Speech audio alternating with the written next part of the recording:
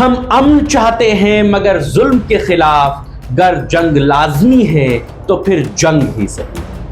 नमस्कार, अभिवादन स्वीकार कीजिए। आप देखना शुरू कर चुके हैं एक्सप्लेनर और आपके साथ मैं हूं शबाब। ये जंग जारी है मऊ विधानसभा सीट पर उपचुनाव में। ये जंग जारी है वो परिवार जिस पर तमाम सितम हुए उसके खिलाफ। इसी जंग का बदला लेने एक बार फिर मऊ तैयार है। मऊ विधानसभा सीट पर उपचुनाव जो होने जा रहा है, इस विधानसभा सीट पर जिस तरह का उपचुनाव हो रहा है, अभी कुछ दिनों पहले एक ऐसा ही उपचुनाव उत्तर प्रदेश में और दिखा था। वहां के भी विधायक पर ज्यादती की गई थी। उस विधायक पर एक आरोप लगा एक मकान को कब्जाने का, जमीन पर कब्जा करने का, मकान को जलाने का, और यह मामला इतना बड़ा था कि उस विधायक को 7 साल की सजा हो गई। वहां पर उपचुनाव हुए, कहानी आप समझ ही रहे हैं। बात हो रही है कानपुर के सीसामऊ की, जहां पर कुछ इसी तरह उपचुनाव हुआ था। एक विधायक जबरन जबरदस्ती मामलों में फंसाया गया, फिर उसके खिलाफ ऐसी कार्रवाई हुई कि उसकी विधायकी चली गई। उसकी विधायकी तो चली गई, भाजपा इससे ज्यादा क्या कर सकती थी, लेकिन क्या भाजपा वहां पर जीत पाई? जनता इस बात को जानती है, देखती है कि वहां पर उसके लोगों पर किस तरह अत्याचार हो रहा है। और कानपुर में भी इरफान सोलंकी पर कुछ ऐसा ही हुआ था। आज हम आपको यही बताएंगे कि मऊ की विधानसभा सीट और कानपुर की सीसामऊ सीट पर हुए उपचुनाव में कैसे राजनीतिक समानताएं हैं जो इन दोनों क्षेत्रों के तमाम मामलों को एक साथ जोड़ती है, एक जैसा दिखाती है। मऊ विधानसभा सीट साल 2022 में मुख्तार अंसारी के बेटे अब्बास अंसारी ने सुहेलदेव समाज पार्टी के टिकट पर चुनाव जीता, जो उस समय समाजवादी पार्टी के साथ गठबंधन में थी। 2025 में अब्बास अंसारी को 2022 के चुनाव प्रचार के दौरान दिए गए एक भड़काऊ भाषण के लिए दोषी ठहरा दिया गया और उन्हें 2 साल की सजा हो गई। इसी के चलते उनकी विधानसभा से उनकी सदस्यता खत्म हो गई, वो अयोग्य घोषित हुए। अब इस सीट पर उपचुनाव की तैयारियां चल रही हैं, जिसमें सुभाष पाल, जो अब भारतीय जनता पार्टी के साथ गठबंधन में है, इसने इस सीट पर अपना दावा ठोका है। अब कहानी को रिवाइंड करते हैं, सीसामऊ के उपचुनाव में आपको ले चलते हैं। साल था 2024 का, जब यहां पर उपचुनाव हुए। 2022 में समाजवादी पार्टी के इरफान सोलंकी ने यह सीट जीती थी। इरफान सोलंकी पहली बार यहां से विधायक नहीं बने थे, इससे पहले भी वो यहां कई बार विधायक रहे थे। उनके पिता विधायक रहे थे।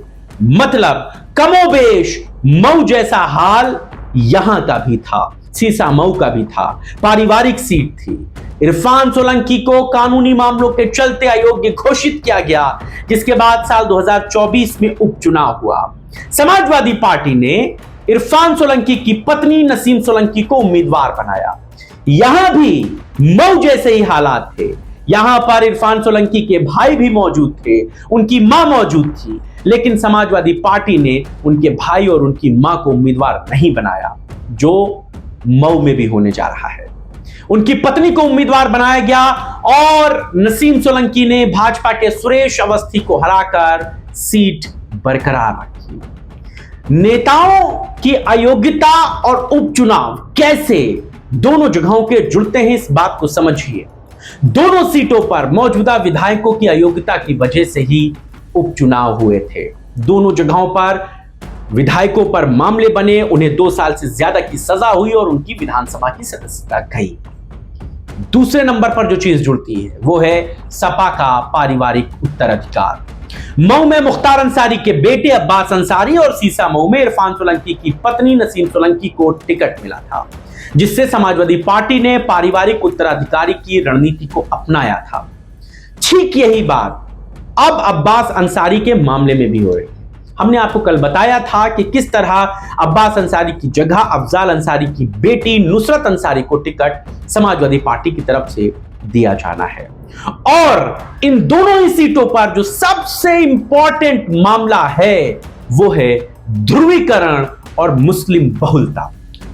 यस, दोनों क्षेत्रों में मुस्लिम मतदाता निर्णायक भूमिका में हैं और भाजपा हिंदू वोटों के ध्रुवीकरण की रणनीति को अपनाना चाहती है।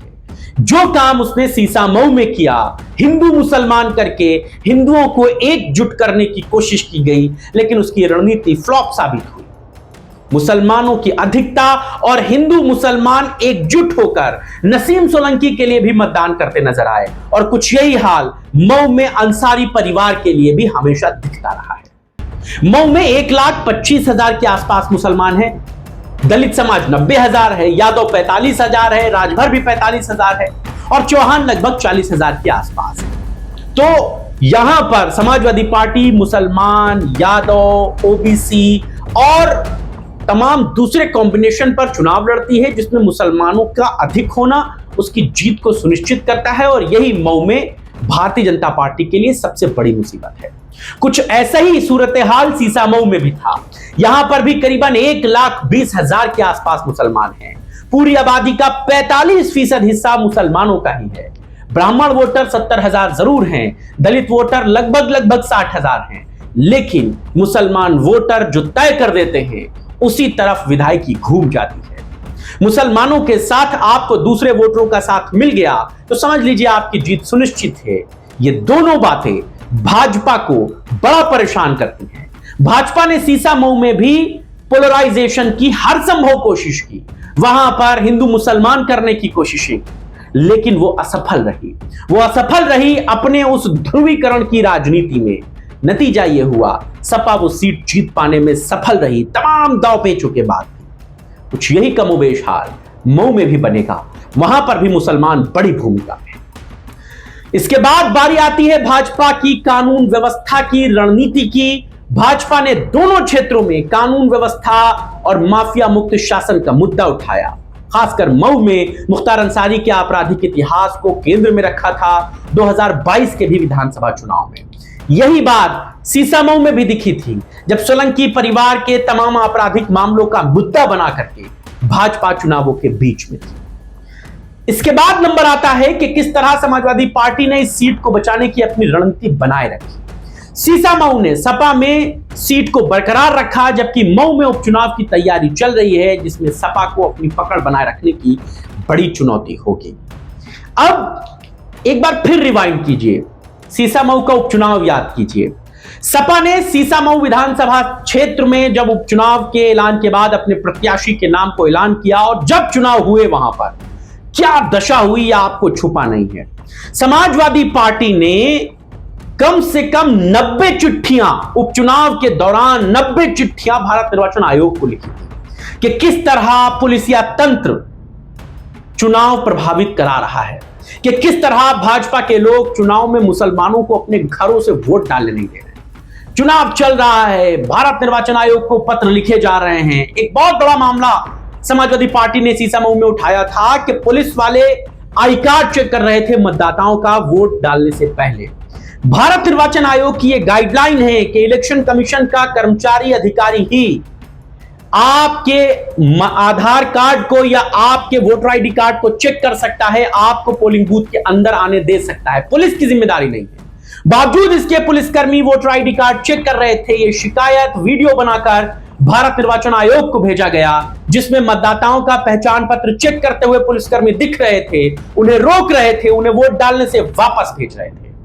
कथित रूप से यह वीडियो सीसामऊ का बताया गया। चुनाव आयोग ने इस पर एक्शन लिया और वहां से 2 पुलिस वाले, सब इंस्पेक्टर अरुण कुमार सिंह और राकेश कुमार को तत्काल प्रभाव से निलंबित किया गया। यह पहला मामला था जब पुलिस वालों के द्वारा वोटर आईडी कार्ड चेक करने पर यह एक्शन हुआ था। नसीम सोलंकी चुनाव लड़ रही थी, लड़ क्या रही थी, डटी हुई थी।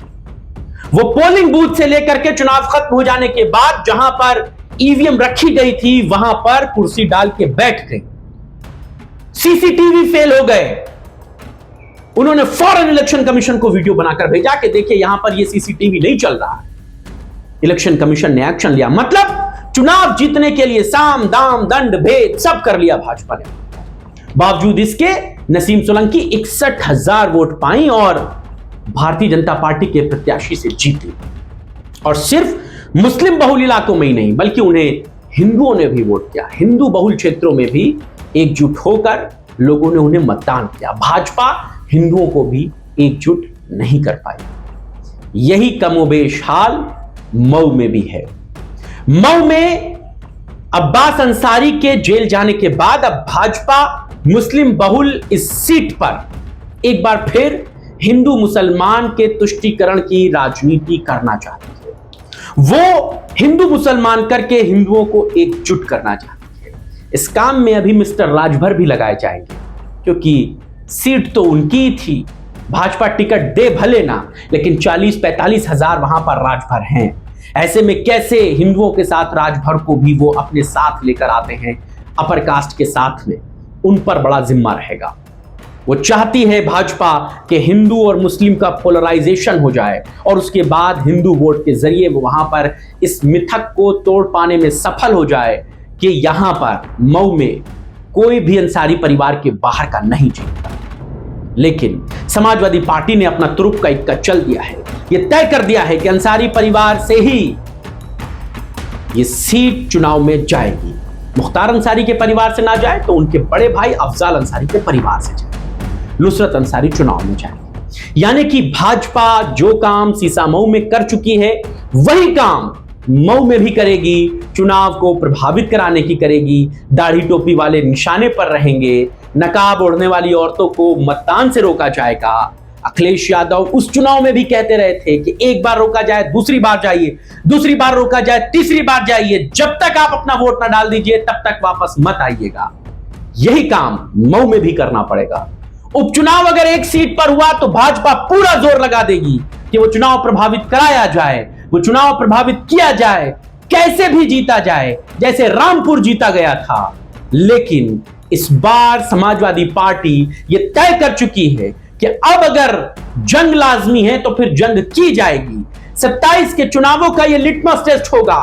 भारतीय जनता पार्टी अपने गिरेबान में झांक लेगी कि वो मऊ नहीं जीत सकती, लेकिन मऊ में सूरत हाल सीसा मऊ जैसे ही बनाए जाएंगे। हमारी ये कोशिश थी आपको बताने की कि मुस्लिम बहुल सीटों पर भाजपा जीत के लिए क्या क्या टिकड़म अपना सकती है। उन्हीं टिकड़मों को हमने आपको बताने की कोशिश की। देखिए उपचुनाव कैसा होता है, क्या कुछ होता है, किस तरीके से होता है, लेकिन मतदान जरूर कीजिएगा। एक बार रोके जाइएगा, दूसरी बार जाइएगा, दूसरी बार रोके जाइएगा, तीसरी बार जाइएगा, और जब तक वोट न डालाइएगा तब तक घर न लौट आइएगा।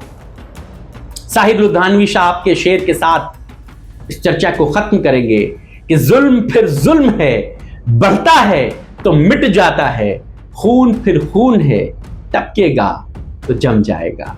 आज की चर्चा में बस इतना ही। नमस्कार।